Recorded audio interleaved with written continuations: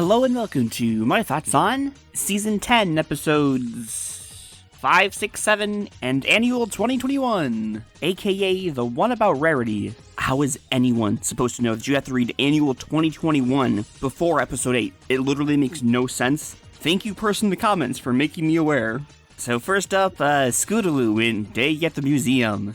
Man, I sure am glad I skipped like 15 one-shot comics to get to Season 10. And we're already back into them. It's time for the filler, baby. Why did they do this to me? Right, there is literally no way any of this has anything to do with Season 10. It's like, oh wow, all this weird and interesting stuff is happening with the Tree of Harmony. Hey, you know what? You want to spend some time with Scootaloo and her parents. So just by that fact alone, I'm already biased against it. And like, honestly, I don't have too much to say about it. Like, it's basically just the episode again. Scootaloo's parents are coming, and she's so excited. And then they get here, and it's like, lol, we're not here to see you, we're here to push an agenda on you. And I mean, I get it. They're trying to show Scootaloo what they do to help her get an appreciation understanding for the job that they value above raising her. And if you think the way I'm wording it makes me sound like I'm an asshole, well, that's just the way the characters are written. It's not my fault. They literally don't pay attention to Scootaloo. She is so clearly not having a good time. And it's like, oh, that was so much fun. On to the next animal. And then when Scootaloo says she doesn't want to do this, they're like, okay, we'll try again tomorrow. Stop trying to force this on her. Thank God her aunts actually care about her, am I right? Also, like, was the museum the only activity they wanted to do with her? Didn't, have anything else planned? I mean, I could just talk more about how much I don't like how their characters are written, but I don't care enough to do it. So I'll cut to the chase. I don't like the story, like, really at all. The best parts are Scootaloo hanging out with her aunts, but that's not what the story's about, so that doesn't actually mean anything. There's just nothing interesting happening here. Not with the characters, not with the story, not with the writing style. Man. Also, just to get this out of the way, I know Scootaloo's dad's voice is terrible and inconsistent. But I was just like, you know what? Who cares? Not me, that's who. Alright, without further ado, on to the next one. What's this one called? Something that wasn't there before? Something weird like that.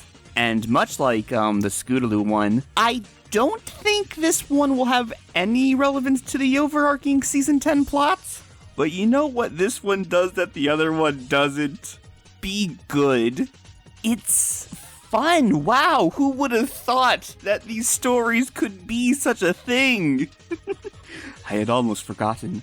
I don't think anything that happened in the Scootaloo one made me laugh, or even smile for that matter, but this one's off to a strong start. In fact, I think every single scene made me smile. But anyway, so Twilight is, managing the Festival of the Two Sisters, which is the new Summer Sun celebration, in case you needed the refresher. I sure did. And I say managing quite loosely because she is freaking the hell out. Ah, classic Twilight. And I know Twilight's supposed to be grown out of her freak-out phase, but man, a little nostalgia never hurt anyone. Then Pinkie Pie finally arrives to help with the planning, but she can't seem to go 2 seconds without mentioning a certain Mr. Sandwich. God, I love Twilight's face here. I might have gone a little overboard on the innuendo, but how can you not when Twilight's face looks like that? I basically didn't have a choice. Anyway, everyone's coming to Canterlot for the festival. Pinkie is waiting not so patiently for Cheese, and there he is! And, man, immediately got a problem I gotta point out. Where is Boneless 2? Cheese would never just leave him behind! What a crime. And one sentence in, the romantic energy is overwhelming. And it never goes away. Just literally never. That's all this comic is. Not that I have a problem with it. We never get to see this kind of stuff. I mean, it's just Twilight and Flash, right? That are this mutually flirty. Meanwhile, arbitrary cut to Fluttershy and Discord being cute. For some reason. And if If it wasn't about Fluttershy and Discord being cute, I would knock off points for getting off topic. But I mean, maybe, since I haven't read part 2 yet, maybe this is actually incredibly relevant. Who knows? Not me. It's probably not, let's be real. Hello, this is me from the future. Discord is not relevant. Oh, but maybe when we go to Abyssinia, this will be relevant. Fluttershy having Discord rely less on his magic? Maybe that'll come into play then. While we're here, I'm just going to point out some very minute changes I made to these 3 panels. So Discord wants the green paint, right? But he's just kind of looking down at this basic bitch background blue paint. So I made one of them green and the other one orange. Also, the visual clarity of the first 2 panels by themselves isn't that high. It's not until the 3rd panel is shown that it makes total sense what is happening in the first 2. And since I am showing them one at a time, I put in little lines of sight to show that he wants the green paint. And then for the 2nd panel, I actually redrew his claw. I just kind of put it in a snapping position. I just figured it would help pull the scene together until that crucial line of dialogue explained everything. And with that, our Fluttershy Discord break is over. Back to Cheese Sandwich. So Pinky says she's been down in the caves before, and something about Star Swirl? Is she just referencing reflections? I'm not entirely sure. I know the castle's got like the catacombs underneath it, but these are like just real ass caves. What do you guys think? Unfortunately, they didn't find anything cool down there. Except this weird magical moss. I mean, it is the moss, right, that's doing this? Because they do go out of their way to draw on Cheese every single panel since he trips, so I'm pretty sure it's the moss that's making everyone not talk, not make sound. What exactly is going on? Is it making the ponies unable to speak, or is it just like absorbing all the nearby sound? I don't know. Guess I'll find out right now when I read it.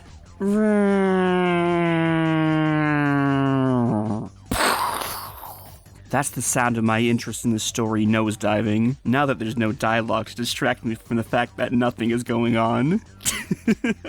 This moss does not make quite a compelling story. What kept my mind occupied during part 1 was Twilight, Pinky's, and Cheese's dialogue, but that's all gone now, and here, let me sum up the story in 3 sentences. There's this super duper magical moss that absorbs all sound, and Twilight doesn't know what to do. Then Cheese makes Pinkie Pie laugh and discovers that the sound of laughter kills the moss. And then Twilight gives a friendship speech, the end. Yeah, the story crash landed. I don't know, it needed something more. Like, especially since part 2 has nothing to do with Pinkie and Cheese. Because Pinkie already worked up the courage to talk to him at the end of part 1, but the moss was there so she couldn't, so part 2 actually adds nothing to the original plot. Especially since it tried to, like, incorporate all the main 6. I don't know, they really should have just kept it more focused. I don't think the story really benefited from showing Rarity and Fluttershy show a mom that their kid was crying. But that was hilarious, though. Also, the kid almost getting hit by the cart, also pretty funny. But I think that's all. This is such a weird second half. It just feels like the moss gets in the way of the main plot. And I mean, it literally does. That's actually the problem. It stops Pinkie from telling Cheese how she feels. But is that a good thing? It doesn't feel like it. And talking about it like that makes me feel like there's some kind of hidden nuance that I'm reading over. But my tiny monkey brain can't comprehend, so bad story. Man, part 2 really ruined part 1. Hello there, future me here. So I recorded this before I did the editing, and you know what? I had a lot of fun editing, so I got that at least. Doesn't change the fact that the story's not that good though, but it helps. Okay, whoa, hold the phone. So here I am in the middle of editing 95. So I've got these 3 pages of silence left, so I just gotta go through. And then I just noticed, I was just admiring Spite's little book fortress. It's like, oh, what books we got in here? Smoke in the Water, Tales of Horse Legs, Coach Rad's Cookbook. Now we're over here, Twilight's got Lord of the Things. And then off in the corner, let me get red. Off in the corner, I spy this. Corone Doog. I know this reference. It's the goddamn Corone Doom meme. Why is this here? This is literally the last place I expect this to show up. That's all. Breaking news over. I don't know if I have anything more to say. Honestly, I'm just excited to get into, the main plot again. Coming up next, we have Rarity. Hell yeah. Alright, here we are in Dogland. So, this is not Diamondia. Totally different place. We're in Canania. Wow, such better name. So, currently where I am in the story, I have just gotten to the other kingdom. I figured this would be a good time to take a break and record my thoughts. So, totally unrelated, but how long is this story? It's only one issue, but it's 50% longer than normal. So first thing in my mind, I have no clue if this will be 1 or 2 videos. I guess you guys will know because it'll be done by the time this comes out. But I mean, I won't know until I finish recording it all. Alright, to the story. So, like I said in episode 1, team comp makes sense. Rarity, good with gemstones. Mod, good with rocks. Big Mac, strong enough to carry big rocks. And then there's Meadowbrook, which now maybe she's here because one of the dogs is interested in magic? So that could be the correlation. Future me here, I'm actually an idiot. Like I said earlier, tiny monkey brain. So our story starts off with Rarity making some sweaters to trade to the doggies because, of course, every dog needs a sweater. Makes sense. Also, love the detail that everyone is walking but Rarity. Makes sense. And then we go through the minecart and we're at the kingdom where, oh my god, I hate all of the dogs' names. It's like if you took a regular pony name with all its fluffiness and then injected it directly with cocaine. But anyway, we meet up with Princess Twinkle Tail and Muffin Buns. So, I'm gonna make my guesses now. Jen is generosity, because Moon and Amber go out of the way to mention that Jen got them the library and spa, and also mention that the Royal Academy is open to all. At the surface, Moon seems like she would be magic, but magic is probably far too important for her, and it'll probably be given to the other queen. Because sure, Moon likes magic, but magic isn't magic. Maybe Moon will do something cool with friendship. It's really a 50-50, but Moon is probably just kindness or whatever. I don't know if there's enough information on Amber at the moment.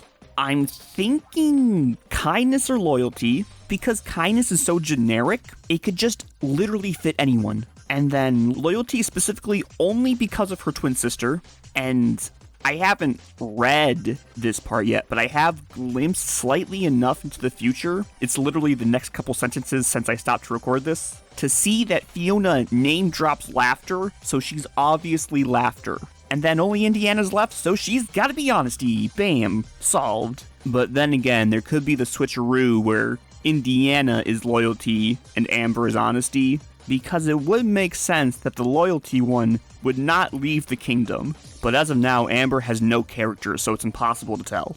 So Amber and Moon are trying to set up that Katharina is the bad guy in this and that she's too controlling. But I don't trust them because, plot twist, Katharina is absolutely correct. And there are very specific reasons why she is shutting them down. That's my prediction. Because Katharina said, don't go digging around in those caves, Jen. And then Jen got the miner's lung. So I mean, evidence is all right there. So when Moon was like, oh, our other sister rules that kingdom, the team comps made even more sense because not only are they all rock-based, they also all have younger sisters. Except for Meadowbrook. She still doesn't belong. But wait, Meadowbrook's one ability, healing the sick. Jen's sick. Oh my, that has to be it, right? That has to be it. Man, if only I got around to Meadowbrook's Legends of Magic, I would have come to that conclusion faster. It's actually so obvious. And bam, I've finished reading it. And boy oh boy, this story was a trip. So the first thing we notice inside the castle, it is undecorated and harsh and cold. Much like their supposed queen. I really did think there would be more than meets the eye, but we'll touch on that later. And there she is, Queen Katharina Proudpaws. What a strong name. Also not known as Cat. That was funny. Good job, writers. I said that very insincerely, but I did mean it. So after that debacle, Rarity's all like, please sign a declaration of friendship. And Katharina's all like, lol, why? So you can drag us into your wars? And I mean, she's not wrong. We also learn what the deal is with the other castle. So apparently, Jen, Moon, and Amber defected, but Katharina is the one true queen. And I mean, that is interesting. Story's got potential so far. And then Maud and Big Mac get all huffy. Ooh, Katharina, you suck. Yup. And Rarity's expression is great. And I mean, kind of with Katharina on this one. Jen disobeyed direct orders from her queen, abandoned her country, stole her sisters away, and is also terribly sick. So, like, look, if Jen wants to break quarantine, that's on her. Ha ha ha, it's topical. What are the chances the story was just forced to be this way, just for the sake of having the girls mask up later, and Big Mac? So unfortunately, my prediction of Katharina having a very distinct reason why she's behaving like this did not pan out. She's being controlling just cuz, which ends up making her seem a little unreasonable. Feels bad. And yes, I was right. That is exactly why Meadowbrook is here. To solve the problem. How very convenient. Oh, and also Katharina name drops loyalty, so she's loyalty. But not to Equestria. If they get stuck in the mine, they're left for dead. Which means Moon's magic. I'm gonna puke.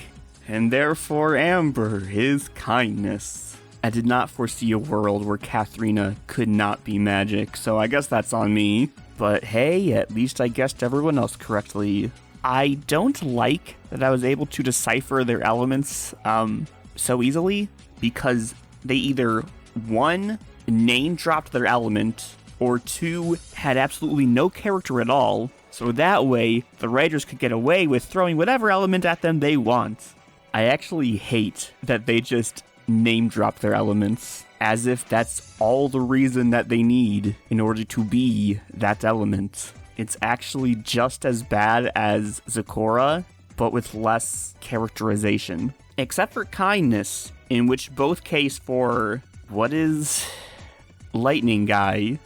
Dust Devil. That is their name, Dust Devil. Amber and Dust Devil at least didn't just name drop kindness and actually showed kindness instead. But the problem with kindness is that every single goddamn character is kind.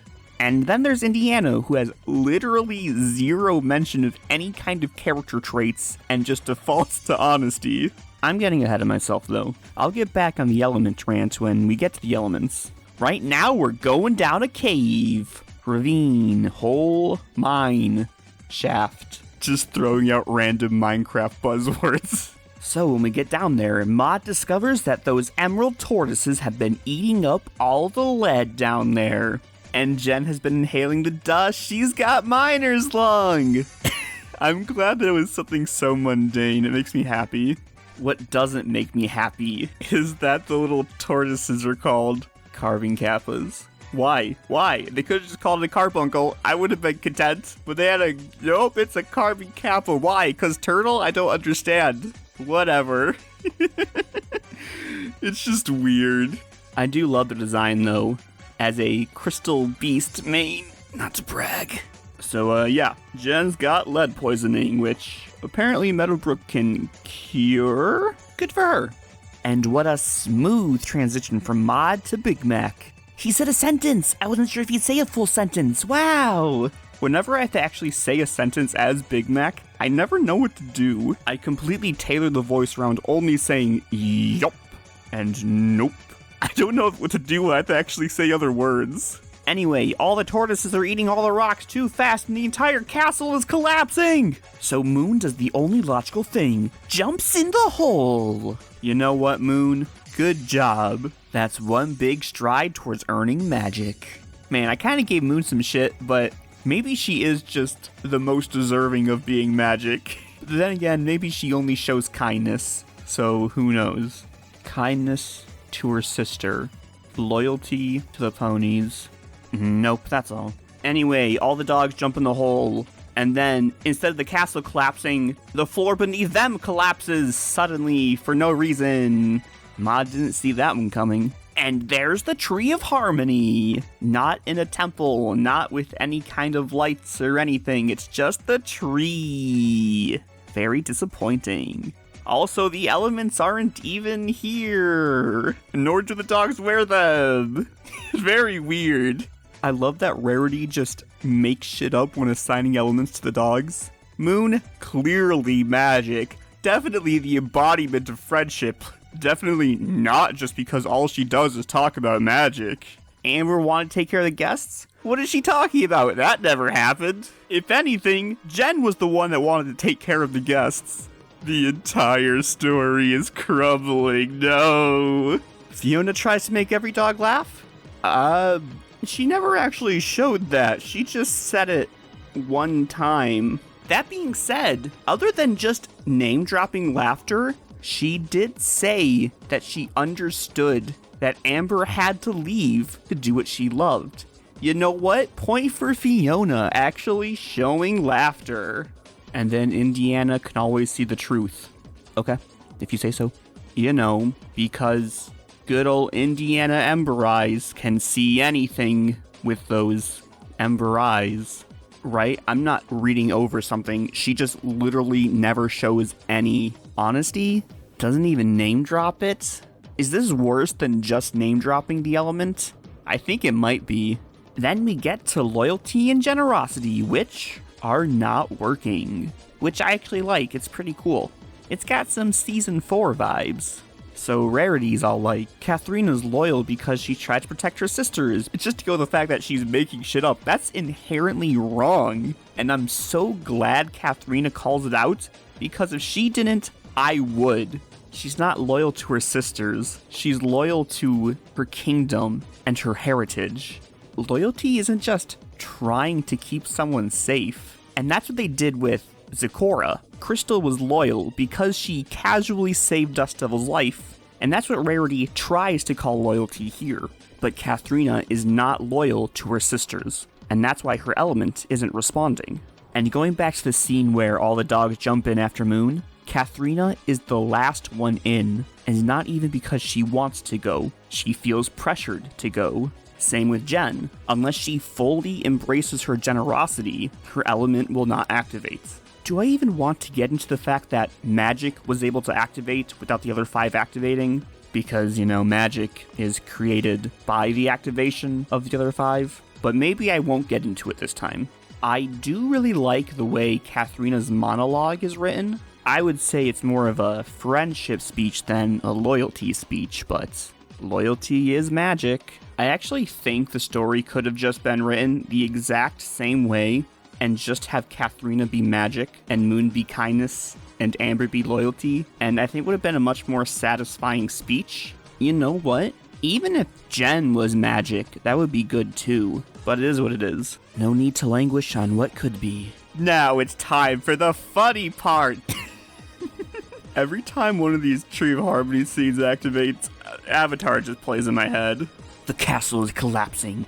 Innocent dogs are being crushed! But then, pew! Katharina shoots a shield in front of the falling debris. Literally the first thing that popped into my head. Are we doing Equestria Girls now? It's literally just Rarity's power. And then Janino Lantern Light shows off her lantern's light, which she says it's much brighter now? Did she have this magic before? Could she always glow in the dark? I'm very confused. And then Moon's over here is like, I can dig. It's like, wasn't that Jen's ability? Why aren't you just using your telekinesis staff? Wouldn't that be much faster?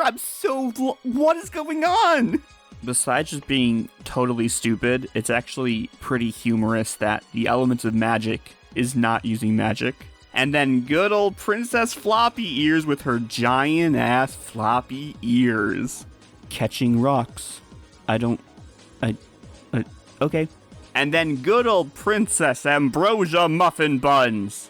What sort of dastardly power could she have? Perhaps the ability to create muffins out of thin air? Oh no, she's just Tails. Okay. And then Princess Indiana Ember Eyes with her Ember Eyes. damn, what a cast! I thought Katharina's shield was funny when it first showed up because ha ha ha Equestria Girls reference, but the rest of this shit's ridiculous. Just quick art tweaks while we're here. I made their eyes glow in these few panels, just so they're not so dead inside. And then they save the kingdom. They're all queens. The end. I don't think the 6 of them sharing the role of queen, is the correct moral to the story, but it's really funny. Why would Indiana even bring up multiple queens? Katharina is the rightful queen. Like, it should have been obvious that she would have remained the queen. I really don't think them all becoming queen really added to the story in any way. Speaking of the story, did I like this story? It's definitely worse than Zecora by a good margin. You know what? Maybe I like it as much as I liked the second half of Zecora, which wasn't that much. I don't know. I might need some more time to reflect on this. I don't like that the main plot got casually excluded. Literally didn't tell us any new information about this light. But it turns out, even though it wasn't actually in the cave, it did light up a light back at wherever we are, so... Wow. Oh, and a meeting of the Knights of Harmony? What the fuck's that about? Is that a good thing or a bad thing? Harmony sounds like a good thing, but disembodied voice, I don't think I trust it. So next up, I know is Capper. And hopefully we get some more goddamn information about what is going on. Because ha ha ha, there's only 14 episodes of season 10 and we're already done with 7 and nothing's happened. I swear, if we don't learn anything until the end, ooh hoo hoo, that'd be annoying. I think Katharina's character got done dirty, not just with her not being magic, but like her motivations behind being controlling. It could have been more fleshed out, especially since her character and her relationship with Jen is the entire story. There was definitely room for nuance. Katharina just couldn't handle that her sisters were growing up and was used to being in charge and telling them what to do. It's a pretty basic plot. And common. Also, the world building, or the lack of, was kinda snooze. Is the whole kingdom the 2 castles, 13 dogs, and 1 cool wolf-shaped mountain? Is that the whole kingdom? I'm glad we learned about all of these traditions that Katharina was trying to uphold at the cost of her sisters. It's a sad day when no elements of the story really come together. At least it was funny. Mostly because it was dumb, but you know what? Funny is funny. So it's the next day. I've had some more time to think about it. And you know what? It wasn't the worst story I've read so far. It was mostly just very average. It wasn't particularly funny or interesting or well written, but it wasn't particularly bad. It just kind of feels like the minimum amount of work to make a passable story went into this, and that was the outcome, a passable story. So you know what? Okay, it's just a shame that a big flashy title like Season 10 qualifies for just passable. And I think that's all. Those are my thoughts on these 4 issues. Let me know what you guys think in the comments, and until next time.